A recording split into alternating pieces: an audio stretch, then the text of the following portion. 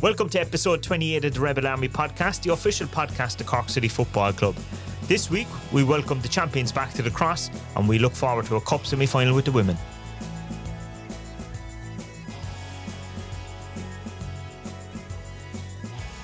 Yeah, back for another podcast, joined as always by Aaron Howie. How are things? Not too bad now, Stephen. How are you? The sun is shining. I know, it's a lovely day, isn't it? An Indian summer we got eventually. Coming at a nice time. Couple of games coming up and, and I know as we speak when we're recording this, there's a lovely golf classic underway.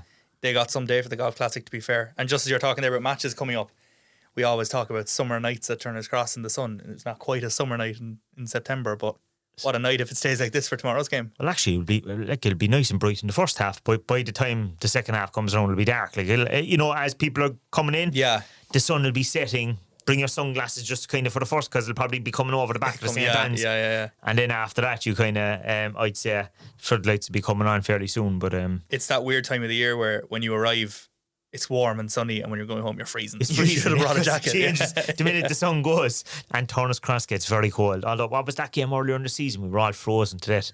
I don't even remember. I can feel it.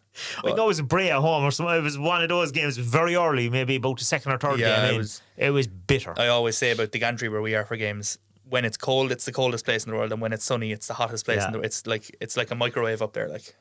Yeah, but speaking of the good weather, you got to experience a bit of Kerry last week. Was the weather good down in Tralee last Friday night? It was okay. I think there might have been spits of rain at one point when we first got there. But for the most part, it was fine. Yeah. I suppose the pitch, anyway, it doesn't really affect the Astro pitch that much. It was like there was a lot of changes in the team on the night. 10 changes, I think. Including Brad got to rest after all. I know. After all Brad's clean sheets, now to be fair, I think he deserves a day off. He was well deserving of a day off. But I think the only starter from the week before was Bagsy. Was that it? And Bagsy actually played at right back. I thought he did and Bagsy probably needed game time because previous to that he was kind of in and out of the side. He was coming back from injury.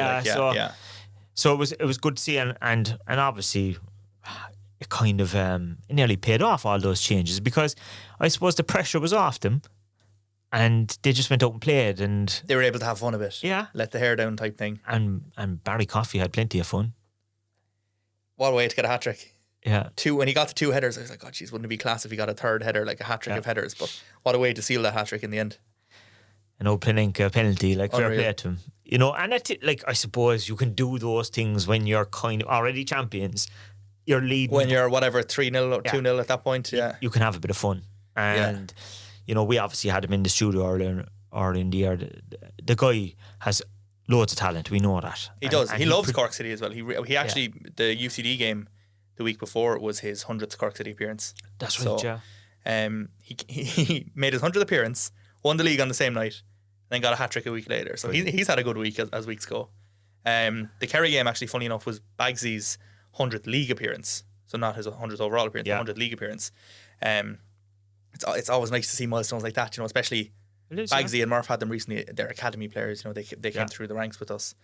But that hat-trick from Barry Coffey. Do you know what? The penalty, I don't know, it hadn't even crossed my mind that he might try something cheeky here. I just completely forgot there was even a possibility until he chips it down the middle and I'm up in the kind of Kerry media area with the Kerry media staff. And obviously I'm the only Cork City person in there and there's just a groan and I was like, they're like, don't laugh. Yeah, because it's just cheeky, you know what I mean? I know, and it does kind of annoy some people. Bad enough being hammered, but to concede a goal like that, they were giving out, actually. I was taking pelters when I got there. I think a couple of the journalists had pieces half written about how brilliant it was to have an Irish international in Kerry because they all expected to see Shawnee. They were giving out to me when he wasn't there. I was like, lads, I don't pick the team. He wasn't even in the squad, was he? No, he wasn't in the squad. I was like, I don't pick the team. Don't be giving it to me at all. Yeah. But no, do you know what? It was an enjoyable trip to Kerry. There's something about enough games to get that medal. No, because we were talking about last week that you needed 10 games as well missing there. No, but no one came back to us today. I don't think so. Anybody knows the bloody rules. Yeah, I'd say now it's a case of whoever's there gets a medal type thing. But now there's something to be said, all right, for the first division and the short away games, isn't it? You're home and all by 11:30ish. Yeah, it's handy. It's the job. We'll miss that. Well, I suppose there is Finn Harps in the way as well. That's the opposite of that. Yeah, there is, but you get over 1 or 2 long away games because you've got Athlone and Longford as well, rather than having to go and Lots of trips to Dundalk, Dublin. Drogheda, Sligo, Derry, like Well, there might be no trips to Dundalk the way things were going during the week, but hopefully they're after being saved. they seem to be. Yeah, they seem that they're good for the season anyway. And I know there's a rivalry. Football wise, they're still bottom of the table, so like they will probably there still get might not relegated. be a trip to Dundalk. We'll see how that plays out. But either way, Drogheda's only 10 minutes off the road, so we have to go up there anyway. So And listen, there is obviously a rivalry going back, and it was mentioned in the podcast. I mean, there was league battles going back as far as 91 with them, and then of course it resurfaced under John Caulfield's era with Stephen Kenny, and you know those 4 cup finals in a row. So as much as we might, you know, not get on as the rivalry, you know, that the rival club, you don't really want to see them get kicked out of football, like, you know, like you in today's day and age, it can't happen. Like, yeah, they're too big a club. It's just like we were, you know, back in 2008, like, you know, or 2009, when all that type of stuff happened. Too big. Like, I mean, you don't want to see any club going, but the clubs with history, you definitely don't. Yeah, do you know what the thing in Dundalk as well is? They don't. I don't want to sound like I'm like giving out about them here. They don't get massive crowds. Yes, I know. But the fans that do go to the games consistently, they're a very loyal fan base who, you know, Go their back week, a long time with them. and their week really their lives revolve around the club. So, obviously, there's an element of you feel very bad for them when they're in that situation. Yeah. You know what I mean? They probably have, like, it obviously Drogheda's not that far away from them, and then the Dublin clubs aren't either. So it's probably hard enough to get a support in that area.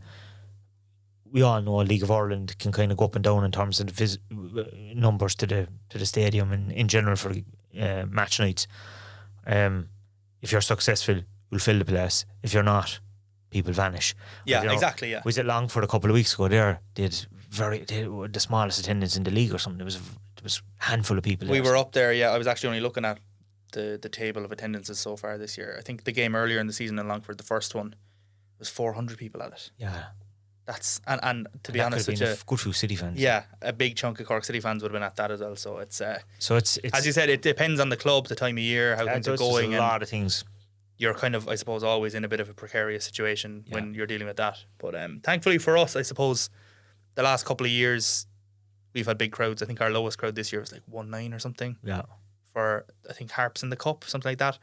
And to be honest, an early round cup game against Finn Harps, I think that was on a Saturday as well.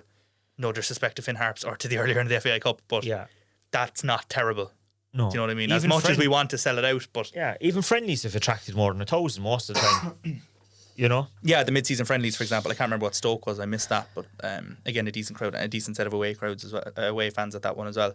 But I think attendance is why. I know we're talking about some clubs like that now having poor attendances, but we mentioned before as well, across the board attendances are like, we're at the point where some stadiums can't keep up with the demand at the minute. Like, actually, some of the Dublin clubs are struggling. You look at Bows and Pats and they're selling out, and look, they've Rovers have big capacity now, so they're fine probably in many ways. There's some grounds there where a sellout for them might be 70% of what the Cross can hold or what somewhere else can hold. So it's hard to judge, you know, them selling out versus us selling out because it's more for us to sell out, you know, that kind of way. But I know it's early days yet for us, like, but like next season at the start, I'd say people want to be getting their tickets early, because if we got 5,000 plus at the first game in the first division, if we got a big club in the Premier Division, that will sell out. I'm really, more than anything, all I've been thinking about is who's that first game going to be against. And we seem to have this thing before where it was like Pats away every year. It's always an away game.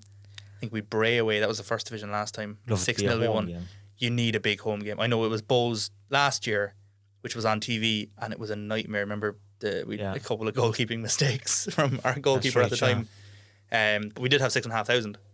So I think if we get a Bows, Shamrock, Shell, someone like that, you know what I mean, get a big crowd in, obviously hopefully get a result as well. That's the ideal start. But yeah, as you said, it's a case of get a big game, start well, and hook people in. I suppose on that as well, we'll have news over the next couple of weeks. I know people will be expecting this anyway, but season tickets, it's that time of year again. We'll have news on season tickets, kits, all that sort of stuff. What's the story with the kits? Will they be out before Christmas? Oh, they will. They will, yeah. Oh, yeah. Nothing. No, because Santa was on to me there. Like, Santa will be busy, I'd say. Yeah. He'll be very busy on Lee's side. But we're not not going to give anything concrete away yet, but soon. Very good. Yeah, something to look forward to. Yeah. I know the men weren't playing at home last week, but the women played 2 games at home. The first one, difficult, midweek. Wednesday night. Do you know what? More than anything, result aside, I think everyone's week was thrown out of whack. Yeah. And everyone... It's rare for a fixture to be on Turner's Cross on a Wednesday 8 night. 8 p.m. on a Wednesday. Like, I remember I got to Bishopstown at like... myself and Erica were saying in the office, we were in Bishopstown at like 9 in the morning. Yeah. We were like, why do we come in so early? We're going to still be working at like 10:30 tonight. Yeah. But yeah, it was one of those games where the first couple of minutes, we were 2-0 down within 2 minutes. I think it was 47 seconds and like a minute and a half or 2.5 minutes. Not fun for that from a spectator, supporter point of view. Obviously for the players as well. Then it was 3-0 and then got back to 3-2.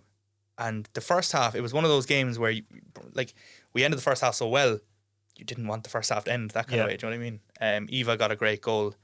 Barrett got a great goal. We had the video up. I think it was 21, 22 passes in the build up to Barrett's goal. Actually, an incredible team goal, which ended with an incredible strike. So yeah, first half probably ended too early for us. We could have done with another few minutes because we were really pushing. Then Galway again came out second half. Look, Galway, we spoke about this at the start of the year on the podcast. We lost 5-0 away to Galway at the start of the season. And at the time, you're really downbeat about it because we lost 5-0. You know, it's a disgrace type thing.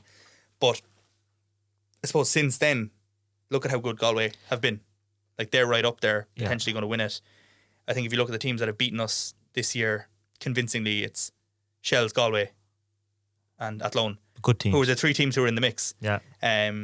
So I know it can be tough in the moment, but it is probably a case of perspective helps you a bit when you kind of take a step back and say, look, yeah, we've conceded a lot of goals to them, but those are the clubs with, you know, some will have a budget, some will have experienced international players like Julianne Russell for Galway is an Ireland player, scored at Páirc Uí Chaoimh. Yeah. One of the most recognisable names in the league. So yeah, it's more than anything, I suppose, yeah, it is frustrating to lose and especially concede 5 at home, but it was one of those ones where weirdly there were still positives to take from that. Do you know what I mean? As frustrated as you can be. Even the Athlone game the week before, it was 4-0 loss. We spoke about it last week. Yeah, it was a 4-0 loss, but there was 4 incredible goals by an incredible team. And I know Probably I always tough run of feel fixtures, like. I nearly always feel like dirty, you know, complimenting a team know. that beats you, but sometimes it's just that's how it is. These things happen. But then you move on to Saturday, which was Wexford, and I suppose before the game, after a 4-0 and a 5-2, They tightened up the defence, obviously. if you heard before we were taking 0-0, you'd be delighted. But to be honest, it was a great game. Yeah. Like, it was actually a really enjoyable game to watch. Una Foyle, our goalkeeper, got into the team of the week off the back of it as well, so that tells you a lot about how she played and how she responded, I suppose, to conceding however many goals, 9 goals in the days prior. I spoke to Danny after it, actually, and one thing he was saying was after we played Bows in the Cup, remember that went to extra time, 120 minutes, and the girls really tired in the next game. Yeah. Whereas this was 3 games in 6 days or 7 days or something like that, and they were still fine at the end of the Wexford game. That's so good. That sort of, you know, they were able to keep it up for 90 minutes 3 times in a week, which is good. And as I said, it was an entertaining 0-0, if there is such a thing, and a good point. And yeah, I was happy. And then I suppose after that, it's on to a big one for them. Their biggest game of the season, I suppose. Absolutely, yeah. You know? Against a big rival, not only for the team, but for the club. Yeah, Shelbourne. Cork City Shelbourne goes back a long time as well. It's one of the great League of Ireland rivalries. Yeah. No matter what level or men's or women's football, it's a rivalry. And it's a cup semi-final. And it's something that I think we're obviously going into it as a club and as the women's team as massive underdogs, because look at the results between us and Shells this year in the league, the All-Ireland Cup, the players they have. But there's a sense among Danny and among the women's side of the club that we can get something. And I love that. And speaking to the girls over the last league, in particular there, Becky and stuff like that, and a few others, like it seemed like, not saying that they were ignoring the league, but it seems like that they have a different mindset for the cup or something, that they know they're one-off games. That's the thing, it's a cup. Like, you know, you always hear the magic of the cup and all that stuff, but it is a one-off game. As you said, like, you can... If they focus, they can do it, like... It's kind of like people were saying about the men's team when we played Derry a couple of weeks ago. Like, yeah, we were really good against Derry, really good performance, and we were unlucky to lose. And people were like, you can look at it two ways. One, that we'll be grand next year, or two, that you really raised it for a cup game because it's a one-off game. And regardless of which one there is correct, the second one stands. If it's a one-off cup game, any team can raise it. Any team can beat anyone. Yeah. And I know we haven't beaten Shelbourne in a long, long time, but it's doable. It's just 90 minutes. Do you know what I mean? Potentially 120 minutes, but it's just another game of football that they're well. Look, we went up and beat Peamount away this year, which we'd never done. Yeah, no or one not in the expected last 10 years anyway. Yeah. No one expected it. And there's been a couple of results like that this year. Beat Rovers, who were the game changers, as we always say. I know you'll probably get a different answer from the football side of people and that kind of, but I'm fully confident they can beat them. And I genuinely cannot wait for it. I presume there's something about cup. I don't know what it is. Can fans turn up on the day up there? Like they don't have to buy tickets in advance. Right? I think Shell's probably sell tickets online, but yeah, you can buy tickets. You can get tickets on the gate. I know there was a lot of supporters had come to the Bows game. Remember Becky spoke about that when she was here. I know they were looking at going up. I don't know if they're travelling or what, but we're hoping for a big Cork City crowd up there. I know there'll be a lot of family and friends of the players up there. Shells typically have a good crowd for their home games as well, so I really hope we'll have a big crowd because it's a cup semi-final and they deserve the support. Danny, the coaching staff and all the players deserve it. Becky was hoping some of the lads from the shed were going up again or something with the drums. Yeah, we're all hoping. I don't know if they are. I haven't spoken to many of them this week, but just I suppose more than anything, it's the thought of a cup final. Yeah. It's been a rough couple of years for the women's side as well, and if we were able to end 2024 with a cup final, after that high of winning the cup, back in 2016, yes, they got to another cup final after that, but yeah, there's been very little as such to kind of celebrate in many ways over the years. There is, especially in a league sense, because there is a gap between the top and not even the top and the bottom, the top and the middle of the league. But yeah, I don't know. I'd love a cup final. It is Tala, which is it's a pity underwhelming. I always say I don't know how I feel about the standalone day and whatever, but whatever about the standalone day, it's standalone venue. Like Tala is just a league stadium. Yeah, they're up there 2 or 3 times a year anyway. There's no even put it somewhere else. In theory, if Rovers, I know Rovers got knocked out, but say they played a quarter final at Tala, played a semi final at Tala, and then you're rewarded with a cup final at Tala. There's no buzz off it. Do you know what I mean? Yeah. I get why it's done. Imagine if they played in the RDS or something. I don't know. Obviously, the Aviva is the main stadium, but if they're looking for an alternative venue, just something that makes it different. To be honest, yeah. I think the Aviva is the ideal scenario because it's final of a national cup. But if it is to be a neutral venue, I'd actually nearly rather play down in Cove than play in Tala just because it's a venue that's not in the league. Do you know what I mean? But you can tell I don't like Tala. Last time I was there was the playoff last year, so you can tell why I don't want to go back. Oh, that's good. But I'd love a cup final. And I'll be brilliant. No, we did, and I think you might have some clips. So on the night of the live show, obviously at the end we surprised people because they weren't advertised. And Danny and Tim came out, but we asked Danny on the night, how was he feeling about the cup? We could probably play that clip, could we? We can. We'll actually, do you know what? It's no harm to play both clips because we announced on the night as well that Tim had signed a new contract and we got an immediate reaction from him. So let's which hasn't really got out. So at least we'll let you hear from the two managers and see. And this was obviously before Tim won the league as well. So this is pre-UCD, so there's a lot of UCD, so hopefully we win it tomorrow type talk. Yeah. 1 or 2 bits that might have to be cut from Danny's piece, but look, we'll bleep and you can do guess. You can have a listen anyway. Sorry lads, we knew you were out there waiting all the time, but we could see. Murph was texting me the whole time saying, "Get me on that stage." I can see over there there's someone giving us signals and stuff like that, so we had to bring you out. We'll start with you, Danny. You obviously have a game this weekend, but you're also into the semi-final of the Cup. Yeah, no, away to Athlone the weekend, so another easy game, along with a semi-final against Shell. So, no, look, any game is going to be difficult, wherever we got in the semi-final. It's just prepare right and do the best we can and try and get a positive result and go up there and beat the fuckers. It's been a good season for you, though, hasn't it? I know it got off to a bit of a rocky start, especially that game in Galway, but after that, it kind of has been, fairly consistent, good performances.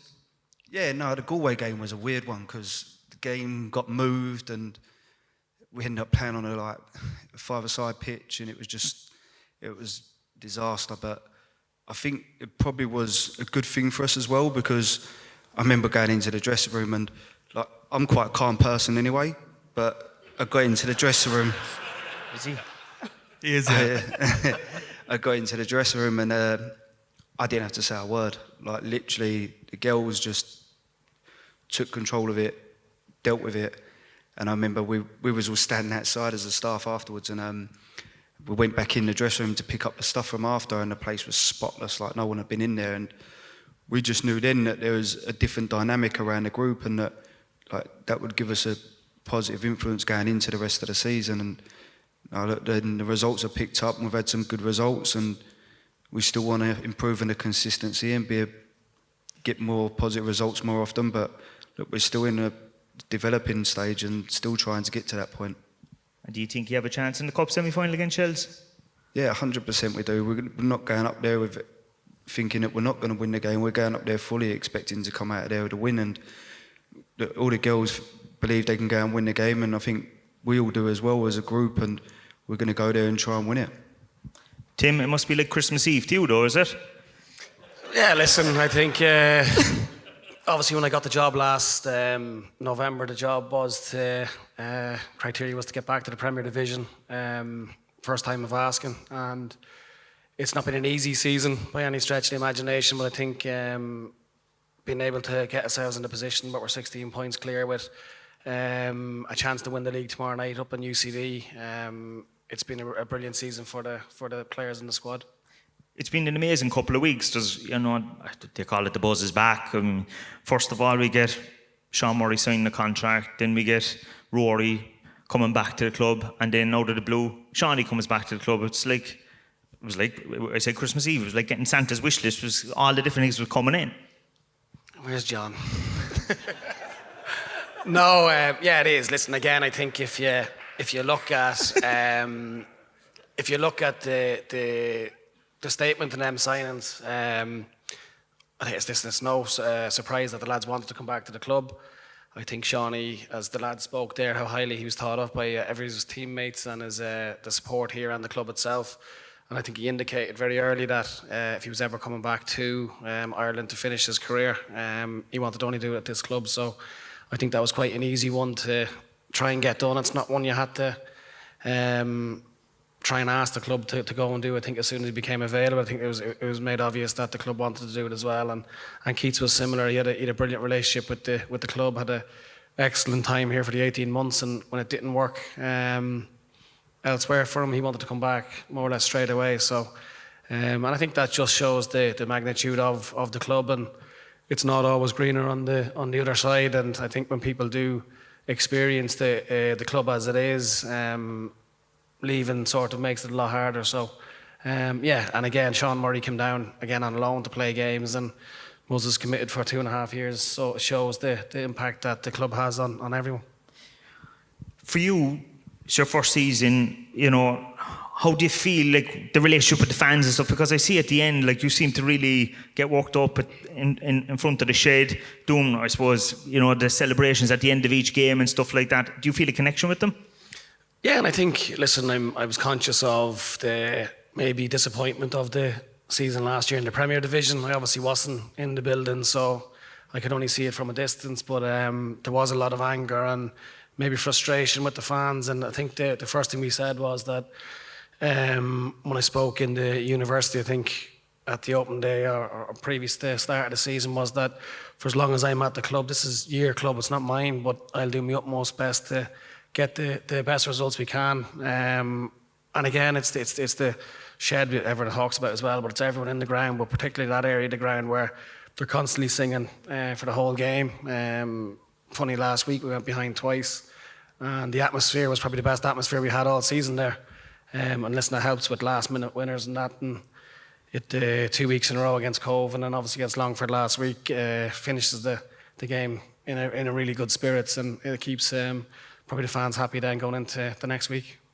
No, Aaron is kind of itching next to me. I think he's very excited, so I leave him do this bit. I have a tweet to send here, right? We've been busy the last couple of minutes and we need to get this out, but we do have a bit of news. The last couple of weeks has been a bit of speculation and all this that, Tim's future or whatever, but We're just about to announce that Tim has signed a new 2-year contract with the club. 2 more years. You're obviously happy to stay, Tim. No, listen, again, from the season that we've had, obviously, we wanted to get back to the Premier Division. We're very close to it. I think the players at the club as well, the young players we have, some of them, like Jayden Newman's already gone off to Benfica, which is remarkable when you're looking at a local kid that can come through an academy, and practically every club in Europe, I think, wanted to sign him. And you've other young lads. Matty Kiernan's very good. Matty Murray, there's a lot of good young players, and obviously Cahill as well has really turned heads. And I think when you have a lot of talented young players and you add in the experienced players in the group, and especially the ones that have the love for the club as well, it makes it a lot easier to work. And since I've been here, I've really enjoyed my time, and I think if we can finish it off now and get to the Premier Division and have a right crack at that next year and get amongst the challenges that it is going to lie ahead, it's not going to be easy, because I probably doubt now that the Premier Division has ever been as competitive as it is now, and I think a strong Cork City is definitely needed to make the league better. Yeah, there was a great reception for the two of them when they came on that night, wasn't there? It was brilliant, and I think even the reaction to announcing the Tim contract was good. Because again, we didn't announce that they were coming, much less that we'd have an exclusive. So yeah, it was good fun. I know, look, it's a bit outdated because we've already won the league, but I think it's nice to look back and listen anyway. Yeah, it's nice, and people want to hear those things, and if that give you a taste of what happened on the night. Exactly. You know, we mentioned it last week. We have the full recording. We have the audio from the show. So we might drip out a couple of clips here and there. There was one other clip, and I know you were talking about it where to go, and we could probably throw it in now, because I saw a lot of talk online, and it was a certain story about a church, Roddy Collins, and it came from Gearóid Morrissey. It came from Gearóid Morrissey. It's probably, there's a lot of great stories told that night, but this is a strange story. That stands out as, I don't know, it's my favourite or my least favourite, to be honest. It's just weird. Yeah, it's just weird. But anyway, listen to what Gearóid had to say. When I signed back, I came back from Blackburn, and I suppose I was a bit disillusioned with football at the time. But my first trainer, Roddy, initially signed me, kind of wanted me on loan, and Roddy Collins, and I kind of wanted to make it permanent. Because, like I said, I was disillusioned. I was kind of done with England at the time. But I remember going down for our first training session with Roddy, and he just said, follow me, and he got into his car, and he drove for about 10 minutes. And we got out it might have been Crosshaven or somewhere, there was a walkway. I remember getting out and I was going, what's going on? My boots and stuff, I was like, training here, but he brought us on a walk. We just were walking, I thought it was part of a warm-up. I was going, it's a bit different, I was at the back. And he walked us through the whole town, up the hill, into a church. And then he just goes, look, we're going to pray for the club. I was like, I was at the back. I was after signing. What? And then, for me to have that contrast from that to the clip behind us, and to have been there through all that, that's my highlight. It's hard to imagine. It's like something over a Netflix documentary series or something, isn't it? I always say, and I stand by this, and I will stand by this forever, no matter what era of any League of Ireland club it is, you could have an incredible documentary, be it at Cork City. What happens? You could have a series like a fly on the wall camera documentary series in Bishopstown, and I'm telling you, it would be box office gold. Maybe people from Amazon or Netflix are listening to this. If anyone's listening to this and wants to do a documentary, all or get nothing. on to us. I noticed that the Premier League, they had no club this year. So true, yeah. They might just want something different. I'm telling you, City not even just Cork City. They did Sunderland till I die, City till I die. Anyone's listening to this, get in touch, because I'm telling you, gold content across academy, women's, men's first team. My God. But not even us, any League of Ireland. I actually wouldn't even mind it this year would have if been another a great League one. of Ireland club did one, because at least it's League of Ireland coverage, do you know what I mean? But this year would have been great. With the return of the two prodigal sons As and horrible, everything. as horrible as last year was from a TV point of view, it probably would have been a good show. Yeah. But this year, as you said, would have been class. Like, imagine having cameras in Bishopstown when we're all celebrating that Shawnee's coming back before it's public. Yeah. Oh, unreal. And Keats. No, it's like definitely. Cameras following me in Turkey while I'm doing up a Shawnee Maguire graphic. trying to stay quiet by the side of the pool. I'm telling you, This is Aaron, and Aaron's currently on holidays. Be like one of those, you know. yeah. However many kilometres away from Bishopstown. And then they do the little graphic. Little graphic across, yeah. A big Howie head on the plane. And don't forget the cat. Oh, God, that cat. There's a second cat, actually. I don't know, did that cat have a baby or I don't know what it is. There's but two cats in the cross. There's two cats that look the same because saw one at one side of the pitch, another one down the other. I was like, he's fast. And then I saw the two of them together. But actually, we have a lot in common with Sunderland. Between Sunderland and Leydon Black Cats. Yeah, I'm telling you, anyone, even if you're just a man with a camera, get onto us because there's a documentary. There's definitely. Yeah. There's a few films courses in Cork as well. Maybe they're looking for a documentary series. And you know what? If you look back, I know they're on YouTube. There's a couple of Biscuits Balls in Bishopstown and there's one on the the Last Shed Day as of the well, Shed. isn't there? Yeah, there's a few documentaries there that are really good. So even something, a one-off piece like that, I think would be good. RT are looking for content now for next year. They could film it and RT Cork. I could talk about this for hours, but genuinely, I think a Cork City series. There's even actually if a it was few a web City series, fans. I'm I don't telling know you. whether they listen to this, but I know Sonia that was on the Forest board and stuff like that. She works in RT Cork. Rory Cobb, I think. He's another City fan. There's a few Cork City supporters and John Creedon. John Creedon could do the narration of it then. Like. I'll let you in on a little secret here, right? We filmed a kit release video last year. Yeah. That was actually different to the one that went out. Oh, yeah? We had John Creedon and we were out and about around the city centre. And it was it's one of those things, you get to, on the content side of things, you get to make a lot of things that never get seen. Yeah. So I had an Unreal graphic last year, for example, when we were in the FAI Cup semi against Pats about getting to the final. Yeah. We got knocked out, so never got to use it. So it's in like the Howie graveyard, you know what I mean? I hate those We things. filmed a video with John Creedon out and about around the city centre about, I don't remember exactly what the voiceover was, but it was in different shots. It was promoting New Jersey. He had the scarf on, the New Jersey, and it was to promote, do you know how Cork City never gives up? And no matter what, I can't remember exactly what it was. And then we got relegated. Oh. And it was just, as good as the video was, It was the wrong time for the tone of it was wrong. Yeah. And we needed to get the jerseys on sale, I suppose, you know what I mean? Yeah. So we kind of still had to press on. So the release was different to what we planned, but that video with John was class. And to be fair to John, I think he was live on the radio that night and he came in like 2 hours early to meet us. I met him outside RTE and we went around and did the video and of course everyone's recognising him. It's funny actually, everyone's recognising him and talking to him, and we had the new jerseys there and it never leaked. Like no one ever was like, I saw John Creedon and new Cork City jerseys in town. And it's not like we were down side streets, like we were outside the City Hall on the bridge, like evening traffic, everyone passing us. No one took a photograph. We were on Oliver Plunkett Street outside Milano's, walking down, and I know for a fact because I saw him in the window, there was a Cork City supporter that I know there. I don't know if he just didn't pay attention or what, but it never, not that I'm saying he'd leak anything, but it never got back to us or anything that it was seen. So yeah, there's an exclusive for you. We had a great video with John Creedon last year that never made it.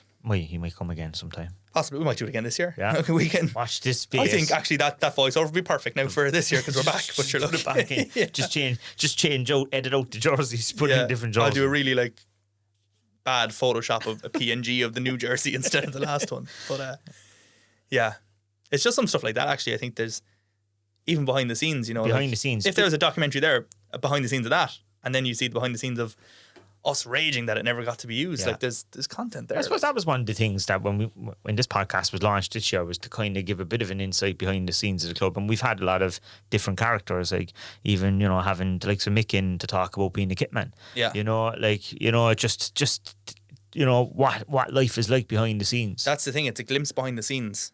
People love it, and the reason I know people love it is because I watch stuff like that. Everyone else watches it. Everyone loves a look behind the curtain, a peek behind the curtain. Should look at what Wrexham have done there with their TV show. Yeah, exactly. There's hardly any football footage in it. Yeah, Wrexham are the prime example, absolute prime example of what can be done with that sort of thing. And between supporters and people who work in the club and the family members of the players and all this kind of stuff, there is a lot of it's not just the 11 people on the pitch. It's the whole support system. It is. The Wrexham show does a really good job of showing that. Funnily enough, not a documentary, but Ted Lasso's football show about a football club as well, where Yeah. you see a lot of the behind Yeah. the scenes stuff. Now it's obviously fiction, but gives you a bit of an insight into it. I'm I not saying suppose. Tim is like Ted Lasso. No, No, that's Danny. That's no, but like I genuinely think, I suppose it's the whole. it's coming back for another series, supposedly. Yeah. I saw that, yeah. But I maybe it's just the social media side of me because that's my job and Yeah. like my sort of thing. But like I see everything as content, and But I see football has evolved as well, and because of social, it's not just about, and because of the streaming platforms and all that, it's not just about, you know, the results anymore. It's about the bigger picture now. yeah, You know, it is. Yeah, it's about the club, the club and the fans, community, yeah. what you're involved in. and I think that's something that kind of gets a lot. Like people can get really hung up on the football stuff Yeah. and the results and stuff like that. And it's something that this club does really well at. Again, I suppose like to go back to the Dundalk thing. Yeah. like Dundalk fans last week nearly lost their club. Yeah, Last year we got relegated. It was horrendous. It was absolutely the worst year ever. yeah. But we had a club. Still at a club. Yeah. Do you know what I mean? Yeah. And I know that's really easy to say now because we were fine. You know, there was no danger of us not having a club Yeah. because obviously Dermot had come in. But But we've been down that route before with Exactly, the club. yeah. Went and you know, yeah, and we have look, and we've a bright future with all the different academy teams coming up and everything. Like you know, the there's players we have even in the first team, like this. yeah, I know I say Not it all the homegrown. time. I feel like the last couple of weeks I've started to sound like just this like mouthpiece of positivity. Like, but like there's so much to be excited about the next couple of years. yeah, And obviously there's stuff as well you'll be annoyed about, but like the potential Cork City has at the best of times is unlimited, but not to mind now as we're going up. Like I know we always say it in a joking way, but we're back. You know what I mean? definitely back. Speaking of potential, we never looked at the results of the academy this week. How they all got on? We didn't have too many games actually. We just No. had 2 games. So the men's under 15s were in Bishopstown. They played against Treaty United. 3-1 win. Jamie Ndewuba, Lewis O'D and Alex O'Hurley, he got the goals there. And then the women's under 17s were away to Shells. This one was a cracker because it was 3-0 City at halftime. Emma Hurley got 2. Lucia Lynch got 1. Shells then came back to make it 3-3. And then City went on to win 5-2. So that sounds like an absolute cracker. If it could be repeated, no, this week would be great. 100%, yeah, that shortens the journey back from Dublin anyway. But then 2 from Phoebe O'Shea were the 2 goals to make it up to 5. But yeah, that was a cracker of a game by all. I remember by all going accounts. through the results every week. Jamie seems to get a lot of goals for that does, under 15s. yeah. He's one to watch, I'd say, Yeah. for the future. You see some names that keep popping up a lot, and you're kind of like, who's the next? Who's the next one on the conveyor belt? Yeah, Like, because yeah, there will be someone emerge in the next year or two. Obviously, this season was all about initially Cahill and Jaden, like, and then of course there's a couple of others starting to make appearances. Aaron is playing a lot more again. Yeah, Matty Kieran coming back Yeah, as well. I know. Matty as well. Like, I think you know. he broke his leg on the first day. If he didn't, I'd imagine he would have been in nearly all. Now, obviously, Evan moved to left back and has done really well. Yeah, But I think Evan moved to left back off the back of us not really having a left back. I A know left John back. was there and Matty was injured. But yeah. yeah, it's look, we say it all the time about the academy players and potential and stuff like that. But there's games on every weekend in Bishopstown, Mayfield.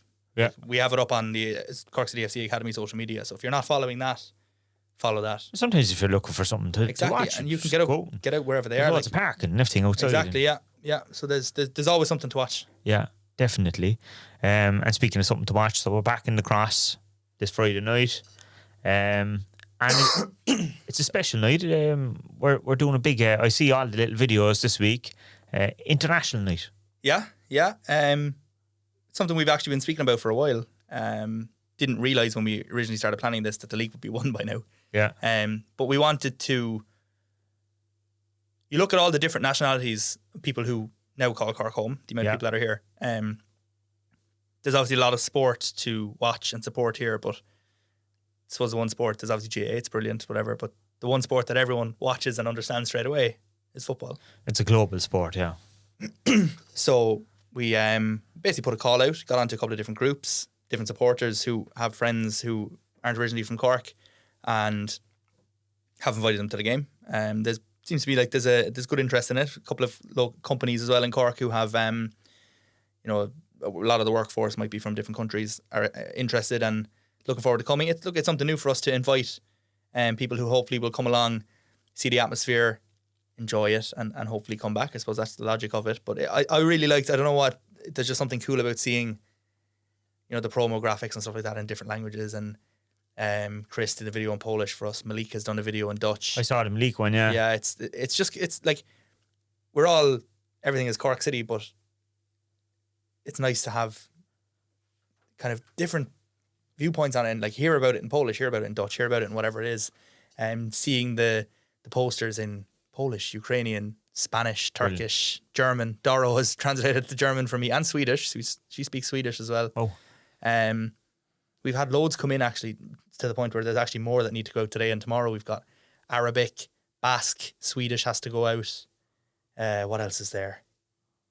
People have just been replying. I put up a story about it saying if you can translate it and you want to help out, give me a message. And my Instagram DMs are just so many different languages. I'd say Instagram is looking at it like, that's class. Is this fella bilingual or multilingual or what? But no, it's brilliant. And I know people who have helped with the translation have said it to their buddies. Look, there's a group of Lithuanian guys in Cork, Turkish guys, whatever it is, and they all want to come along on Friday. So just something like that, I suppose.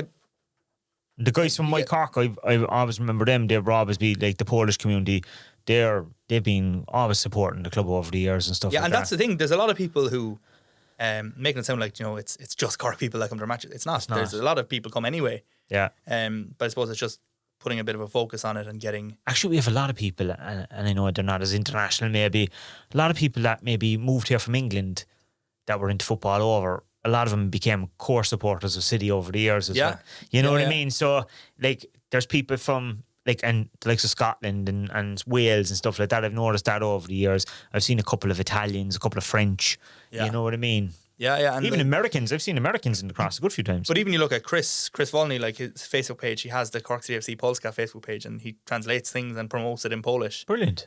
Which is brilliant. If we had more people willing to do that in their own languages as well, even better. We spoke about it there, when we're launching the season tickets and stuff. Looking to have those graphics as well in the different languages to, just want to make everyone feel welcome, I suppose. There's a lot of negativity and hatred in the world, and if someone can come to Turner's Cross for 2 hours on a Friday night and feel welcome, then that's good. And everyone's welcome at the cross. Yeah, like we always say that. Yeah, it's a very inclusive club. We make the joke, except the Dubs, but even they're welcome. Yeah, if they want to convert to being a City fan. We had a few replies onto that post on Instagram, like, I can translate it to American, I can translate it to Dub. Damien Coleman, I can translate it to Mahon. I'm still waiting on that one. Yeah, look, it is one of those things. Turner's Cross is like, it's a safe place for everyone on a Friday night. And you caught up with Tim before? Yeah, we did the press conference yesterday, and he's got one game left in his touchline suspension. But, so he's still suspended. Still suspended. Yeah, he missed UCD and he missed probably be up with G, so will he? Probably, I'd say, yeah. Best view in the house, by the way. I don't know if you've ever been up there, but best view in the house. But yeah, this was his press conference from this week. Then just, do you feel you don't have any problems, with the League One so far? We've got 6 games to go, and so do you have any kind of problems motivating the team for the rest of the season now? No, listen, I think if you look at last Friday, we made a good few changes. Not necessarily meaning that you're weakening the team, you're just giving lads opportunities that probably haven't played a lot in the last few months, and you can see how fit, enthusiastic, energy-wise, they were very, very good. And we got our biggest match, the biggest win of the season, the biggest away win of the season was Friday night. So again, I think that'll be similar to this week. We'll be giving lads game time and opportunities, and we're looking for the same energy and the same commitment and quality as well. A lot of them as well, so I know there are fellas who are still under contract going into next season. A lot of them are actually playing for their countries. They're going into next year, and they'll be part of the squad, the Premier Division squad next year. Well, that's it, yeah. Listen, there's obviously a squad to be put together for next year. There's some lads under contract, there's a lot that aren't. So, listen, I'm not going to be judging lads over the next couple of games to see where they're at. They've been brilliant professionals all season. Attitude, the atmosphere, I think, in the building's been really, really good. And everybody's been a part of a successful season. Listen, I spoke to the lads. I had a target that we'd set that we wanted to try when we got a little bit of a lead to build on it, and we got to 15 and 16. We set a target to try and get above 20, and we're at the minute we're 22, but UCD have a game in hand, so there is still many targets there for the lads to hit, and I'll not be judging anyone in the next 3 or 4 games as opposed to next season. I think I've seen the lads all season on their application, and it can't be questioned. Right. And looking to next season, do you envisage making many new additions? Strengthening the squad obviously is a priority now. It is, yeah, and I think, listen, that started in the summer with Shawnee Keats and Sean Murray being tied down, and that will continue in the off season. I think there is a step up, a notable step up from First Division to Premier Division as well. So listen, we are actively looking and going through who might be available and what targets we want, and I'd imagine there will be a good few additions, maybe 5 or 6 hopefully before next season. Would it be fair to say that midfield is going to be a kind of a key area that you definitely need to strengthen, so it's taking when you're playing the higher division? Listen, I think if you look at any Premier Division successful team as well, I think the spine of their team is always very strong. So there's certain areas that we will look to improve. We'll try and tie lads down that are currently with us, and the more we can get tied down, the less we have to bring in, and the less changes there are, the probably better is for the cohesion within the group as well. So I think we'll be looking to probably strengthen all over the park, if I'm honest. Just on your own position, signing a 2-year contract, she brings stability to the club now going forward, which is a good thing. Yeah, I think no grey areas anymore. No, listen, I think where we're at now is we've ticked the first box that we need to tick in regards to promotion and getting back to the Premier Division. The next box we need to tick is to establish ourselves and stay in the Premier Division, and build and build and build. I don't think the fans nor the club want to try and set the bar too high straight away and yo-yo up and down. I think the stability we've had this season in getting the club back to the Premier Division where we should be, I think we have to replicate that again next season now, and in what's going to be, I'd say, probably the most competitive Premier Division there's ever been. Possibly I think if Drogheda go full time and they stay up, or if Dundalk stay up, it'll be the first time there's ever been a full-time professional league in the country. So it's going to be very, very difficult next year, but I think with the additions that we're hoping to make and the ones we've already made, we'll have a lot to say next year. And just looking at Friday night home to Finn Harps, any injury updates or anybody suspended or injured? No, injury wise, no, I don't think so. I think Harry Nevin's now getting very close to being back. He's been training bits and pieces the last couple of weeks with the squad, so sorry, I'd say Harry's going to be probably another couple of weeks away before he's available, and that should be everyone available then. That I'm thinking of. I don't think there's anyone else. Harry, is there? No, I think H is the last one that's in the room with Orla. So the quicker we get Harry back as well, it'll be good for him. We would have played a lot more games in the second half of the season. Hadn't he picked up that injury that kept him out for the last 6-7 weeks. And finally, just are you happy enough with the trophy lift? Is going to be the end of the season. The fact that you'll be at home against Wexford rather than it could have been last week, I suppose. No, listen, I think the second that the game's won in UCD in the ball, before we're leaving the building, we're starting to think now, right, what's the plans for going forward, and I think the trophy lift is for the fans and for the players to enjoy. It's not often you win things in football, so when it comes along, it's for the players to take in. They're the ones that have done the hard yards this year, and you obviously look at the fans as well. It's been brilliant, and it's a moment for them to share with the players, and I think that's probably the best one is for the last home game of the season, which means it's the last day of the season for us, so it makes it a big occasion. It should guarantee a bumper crowd, obviously. Yeah, it'd be good to get a good crowd in. I think you close the season then on a real positive note, and the atmosphere is good going into the off season, and then you look to build for next year and hopefully start with a bit of momentum. Yeah, he was good. He's in good form, even though he is suspended, obviously. But and it's good to hear more than anything that the whole squad is fit. Like Harry Nevin was kind of the last injury. Sean be back anyway. Yeah, and Harry Nevin's back training as well. So, but I don't think he'd be ready for Friday or anything. But it'd be interesting to see, does he change things up again, or does he mix of last week and this week, or? Yeah, it's one of those ones, like, it's a tricky one. I understand why supporters want to see your full strength team. Yeah. But also, like, But it's a chance. You need to see the players we haven't seen as well. Because And obviously, like, you maybe even some of the younger players that are on the fringes of the first team. absolutely, yeah. Are They need minutes. able for it going forward? Because now is maybe when you decide of who do you bring with you to the Premier Division next season. That's the kind of thing Tim was saying. Like, he's like, his mind is sort of made up, but like he knows. Well, I suppose he didn't say it, but he knows who he'll keep or who he won't keep. But it's still a chance for players who need fit. Like, there's players there who a lot of supporters haven't seen. That's true. Aidan Dowling played against Kerry last week. I think his other 2 games were the Stoke friendly, and he played in pre-season, but those pre-season games were behind closed doors, so people didn't get to see him. Yeah. You know what I mean? So there's players there who supporters have never seen kick a ball. Yeah.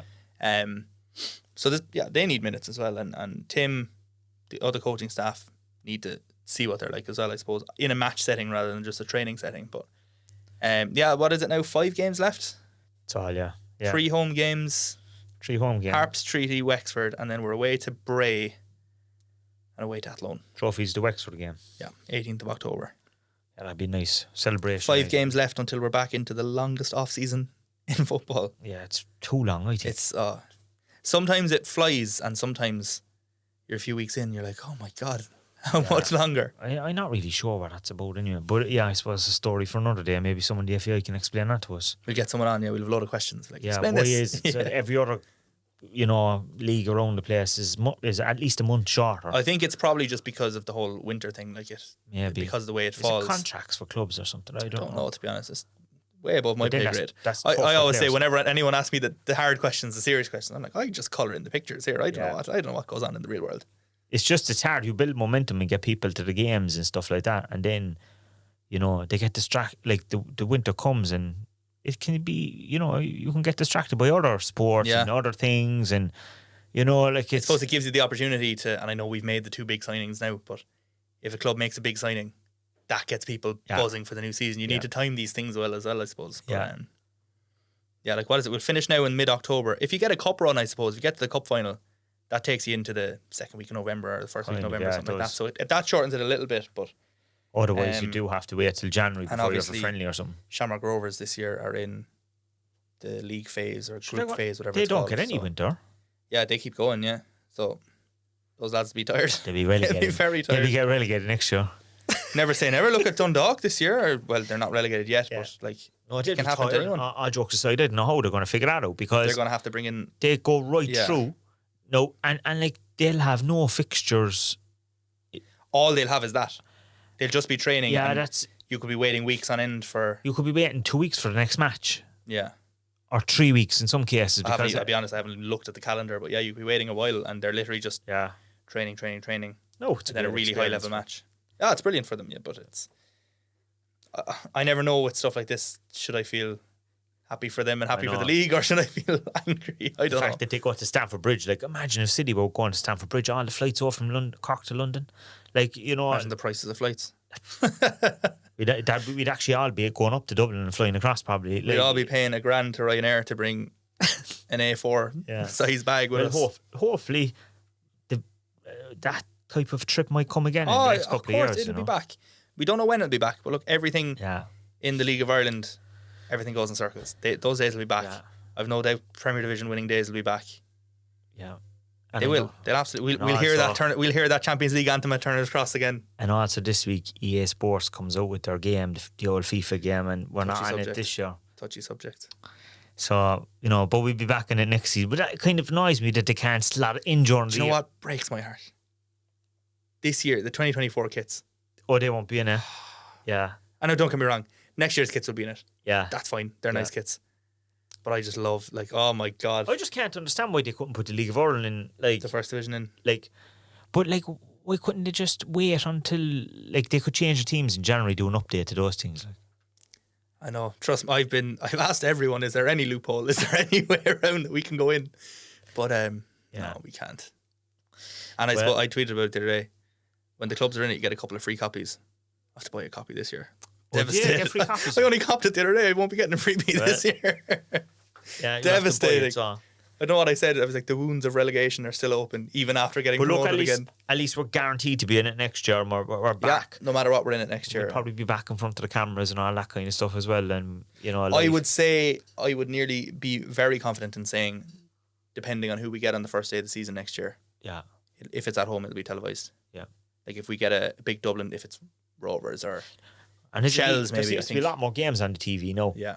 Because I'm Virgin are hoping doing that it as this well. off season, like, we'll now be going into a season where not only will there be a game televised every week, but hopefully they're on a Friday night. You'll have one on RTE, one on Virgin, maybe one on TG4. I don't know if they're Some interested, but They should also do a proper highlight show as well. Like, I don't know why they don't. Or weekly like a TV preview show that has highlights.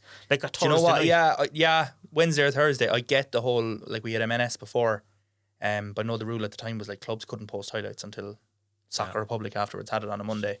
But it's probably too soon then to do it in terms of a highlight show. But I think, as you said, a preview show or just a weekly League of Ireland show, get a player on from each club, get a guest on, something like that. Build profile. Yeah, that's, I think, just regular stuff like that. I is don't what know. we need. Maybe it's me, but I find it difficult to get to know players from other teams. I struggle. I go back a couple of years when we had Soccer Republic and M&S. I feel like I knew everyone Yeah, at every club. I knew players better before. They Yeah. were profiled. And the thing is, I know people will tell you, yeah, but the clubs can do their own stuff. But even at that, like, So I'm not going to be following the exactly, other I don't know what Dundalk are doing. Like, I'm Yeah. not following all the others. So I don't know. I think definitely, or even, ideally it should be on TV, but it could be on YouTube or RT Player or something like that. But yeah, but maybe the League of Ireland need to come. Or even, when there's a game televised. Now, it's been better this year in particular, but remember there used to be times where like a game would kick off at 7:45, the cover would start at 7:40. I think Give it half an hour build up. The game should be on a different night. I don't know. Maybe that's me as well. But I agree with that, actually. I think so then that you could watch it. Yeah, if a lot of your TV audience are League of Ireland supporters, but they're at a match at the same time. Yeah, and Kind I of know defeats that the could purpose. affect the attendance then. But if it's a big game, it won't.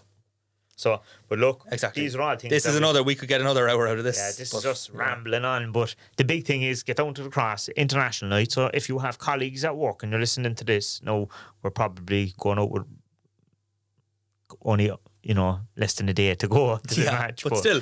Do Do you know what? As important as Friday night is as well, and we obviously want a lot of people to go to the cross on Friday night. If you can on Saturday, get up to Talca Park. Yeah. That's the one. It's a cup semi-final big one.